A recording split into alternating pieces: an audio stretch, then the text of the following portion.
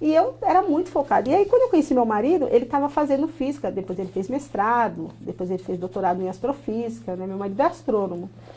E eu, eu falava para ele, nossa, mas isso não vai dar certo, né? Quando é que a gente vai namorar? Ele, a gente dá um jeito. Então ele foi me conquistando porque ele foi muito insistente, ele queria namorar, né? E, aliás, ele é muito insistente, queria namorar, ele queria noivar. E aí a gente foi namorando, namorando, com muita paciência, né? Eu também falei pra ele que a minha família não era uma família fácil. E no ano que eu conheci ele, meu pai morreu. E aí foi um ano... E eu falei, meu pai é cego, aquela coisa toda. Eu tenho uma irmã... Não é uma família muito normal, né? Eu contei toda a minha história pra ele. E aí ele falou, não, mas isso não tem nada a ver. Importa nós dois. E aí a gente foi namorando, namorando. Ficamos noivos. E estamos aí há 24 anos juntos. Passa muito rápido, gente. Quantos você tem? 28. Ah, ó, você tinha 4 anos. E você? 19. Ixi. E quando foi a primeira vez que você levou ele pra casa? Ai, demorou, viu? Foi assim. Eu não queria que as pessoas soubessem que eu estava namorando. Porque como eu tinha muito medo de namorar. E eu vou te explicar por quê. Como a minha mãe tinha sido mãe solteira, eu sempre associei que eu não poderia ter um relacionamento, porque as pessoas já iam achar que ia ficar grávida. E eu não queria ninguém discutindo a minha vida, muito menos a minha vida sexual, né? E eu acho que o meu pai gerou essa relação do meu pai doentia, que não, a minha relação do meu pai não era saudável com a minha mãe, né, gente? Não dá pra mentir pra vocês. E isso trouxe muitos traumas, não só pra mim. Nenhuma das filhas teve uma vida, a princípio, normal de relacionamento, né? Eu não queria relacionamento, então foquei nos estudos. A minha outra irmã, a Rose, tinha uns relacionamentos assim, ela também ficou grávida. E ela teve um relacionamento com um cara que era traficante, depois ela desistiu, aí ela foi fazer enfermagem. Hoje ela ela é enfermeira-chefe, ela tem um trabalho legal, mas hoje ela vive com um cara, um namorado, mas ela não assume como casamento. A Joyce, ela tem uma sexualidade muito assim, ela é bissexual. Uma hora ela gosta de meninas, outra ela gosta de menina, né? Então, e as pessoas também achavam que eu era meio assexuada ou que eu era homossexual às vezes, porque eu não tinha ninguém, né? Nem meninos, nem meninas. Muitas pessoas da minha família perguntavam, mas você não gosta? Não, é porque eu estava muito focada. Então, eu era assexuada, por exemplo. Então, eu não queria que ninguém desse palpite. Então, eu fui deixando esse relacionamento nos dias de folga. A gente vai no cinema, a gente namora, a gente fica junto, mas sem ninguém. Mas aí ele começou a cobrar, né? Ah, não, mas eu preciso conhecer sua família, você precisa conhecer a minha. E aí teve uma festa de família. Eu primeiro contei para os meus tios, né? E para minha prima, e eles deram uma força. E aí, nessa festa, ele foi. E foi muito legal, porque eu comecei a ver que não era nenhum bicho de 7 cabeças, que eu podia ter um namorado, né? Mas demorou muito para eu relaxar, né? Para eu falar, eu posso ser feliz, né? Nada que aconteceu me desabona, né? Foi legal porque... E aí foi bom porque eu me aproximei de outras pessoas da minha família. Você entende? Eu acho que eu mesma ficava meio assim, né? Sim. E de repente eu tava livre, eu podia ser quem eu quisesse, né? Eu já estava na faculdade, eu já estava namorando, aí depois eu fiquei noiva, né? E eu tenho uma relação muito interessante porque eu fui criada dentro de um lar presbiteriano, né?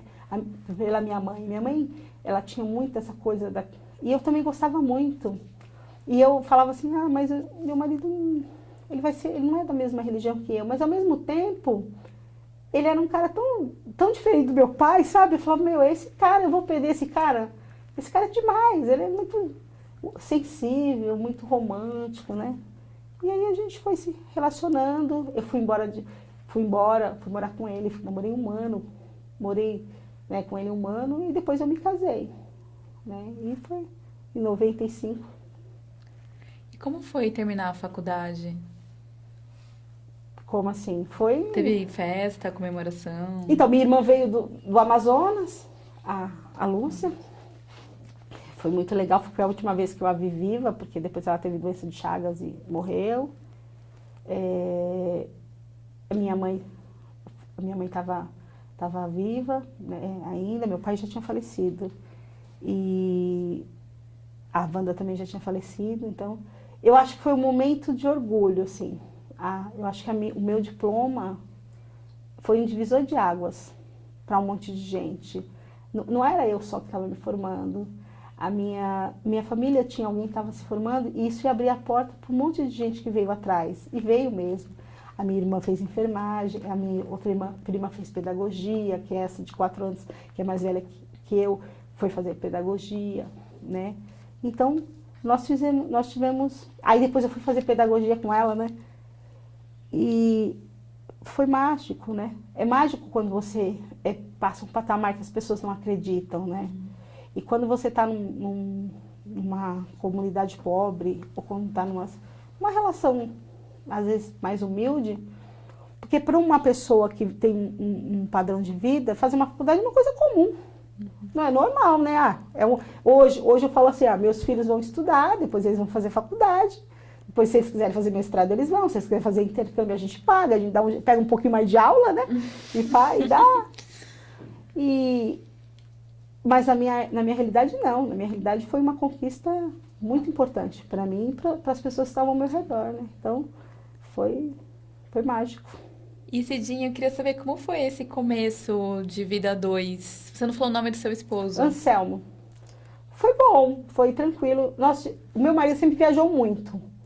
Então, eu tive uma vida, assim, eu falo que eu sou casada há 20 e poucos anos, mas é como se eu tivesse casada há muito menos, porque se enxugar os dias...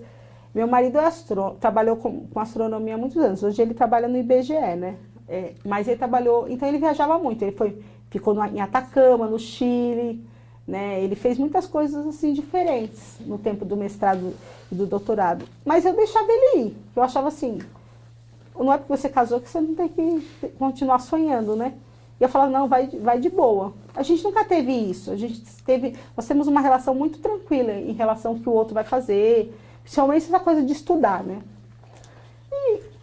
E foi tranquilo. Eu me senti um pouco sozinha, né? Porque eu falava, eu tô longe da minha mãe, né? Porque eu vim morar no Jaraguá. Mas foi gostoso, é bom. Eu não tenho que reclamar, como eu te falei, eu não tenho que reclamar do meu casamento. Porque o meu casamento é uma coisa muito tranquila. Eu tenho os meus filhos. A única coisa triste que aconteceu foi quando eu perdi a minha filha. Eu tive foi assim, na verdade, eu tive vários gravidez de alto risco, né? Então, eu tive 6 gestações, mas eu tenho um filho só biológico que nasceu, que é o André, que hoje tem 14 anos. E tenho gêmeos, mas eles são adotados, de 6 anos. Que eles, quando eles vieram para nós, eles tinham 17 dias. E hoje estão com 6 anos. Calma, vamos ter que voltar aí. Por quê? Antes de chegar nos filhos. Tá. Porque os filhos vai ser um tempo bom pra gente conversar. Ainda com o Anselmo, a senhora, você chegou a acompanhá-lo em alguma viagem? Sim, quando ele viaja, assim, é porque eu trabalho na prefeitura, ela sabe, mãe professora, então, realmente, é muito difícil a gente poder viajar assim com ele. Mas algumas viagens que ele foi para congresso, algumas coisas, eu tive a oportunidade de ir. Eu fui para os Estados Unidos com ele, lá no Observatório de Griffith, né? Lá no negócio do Hollywood. Fui à Itália, fui em alguns lugares com ele quando ele foi trabalhar, né? Então, para mim era uma experiência. E era uma experiência muito doida, porque sabe aquelas coisas assim, nossa, eu estou no Vaticano, puxa, eu nunca imaginei que eu ia estar aqui dentro. Ou quando eu fui para Griffith, nossa, eu estou esse negócio aqui, eu não sei nem falar inglês, mas, nossa, nunca imaginei que eu ia estar num lugar desse. É muito esquisito, né? Mas é muito legal, né? Foi muito bom esse período que ele viajou, porque também viajei bastante, né? Ou então fui visitá-lo, quando ele ficou muito no Pico dos Dias ali, que é um lugar maravilhoso, em Minas, que é onde tem o LNA, Observatório Nacional de Astronomia. Todo mundo deveria ir lá. É mágico, é lindo. E é um lugar que ele ficava eu ia. Mas aí eu fiquei grávida do André também, né? E aí é complicado, porque uma coisa é você ser casada e sem filhos. Porque aí eu pegava a minha mochila e falava assim, é um feriado, você não pode vir? Opa, eu vou. Então eu ia. Quando o André chegou, já não podia ser assim mais. E aí foi quando eu comecei a cobrar dele, muda de emprego, esse emprego não tá rolando, não. Eu sei que é ótimo, vai não dá. E aí a gente foi se organizando, e aí hoje ele tá no IBGE, que é um emprego. Ele viaja ainda um pouco, mas é um outro ritmo, né? E antes do André chegar, como que foram essas gestações? Na verdade, eu tive uma antes do André, que eu tenho um problema de saúde, que o médico ele não detecta a minha pré-eclâmpsia. Eu caminho todos os 9 meses, quando chega no parto, eu tenho a bendita. E aí, a criança já está formada. Então, dessas crianças, a maioria eu tive que sepultar, né, natimorto, porque elas morrem. E aí, o que acontece? Um foi antes do André.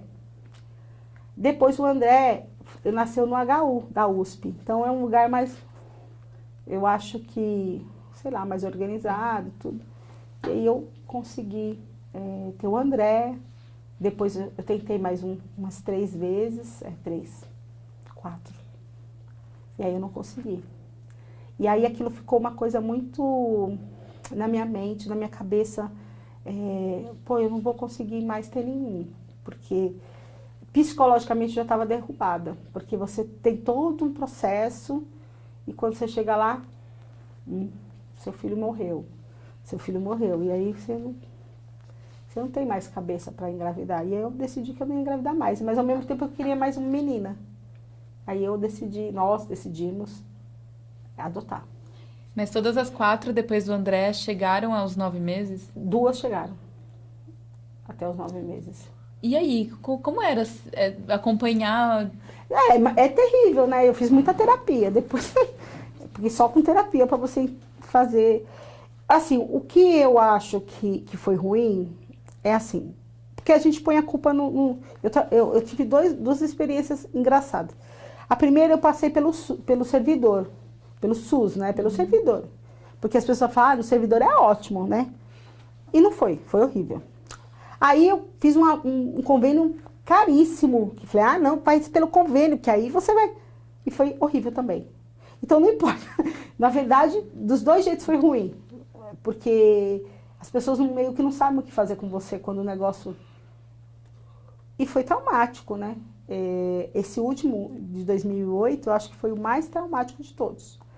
Porque eu já estava numa idade, eu queria a criança, eu pus na minha cabeça que eu tinha que ser mãe de novo. E fui, tentei, e não rolou. E aí nasceu natimorto, Amanda, e eu fiquei muito mal, e eu não conseguia, eu entrei numa depressão profunda, e eu falava assim, Cidinha, você sempre foi tão guerreira, nada te abalou e agora isso vai te abalar? Mas eu fiquei mal, foi a primeira vez que eu falei, gente, tá osso pra mim. Só que aí o André precisava de mim já, né, ele estava vivo, ele é uma criança muito próxima, muito, né? E eu falava, não, eu preciso sair dessa por causa do André.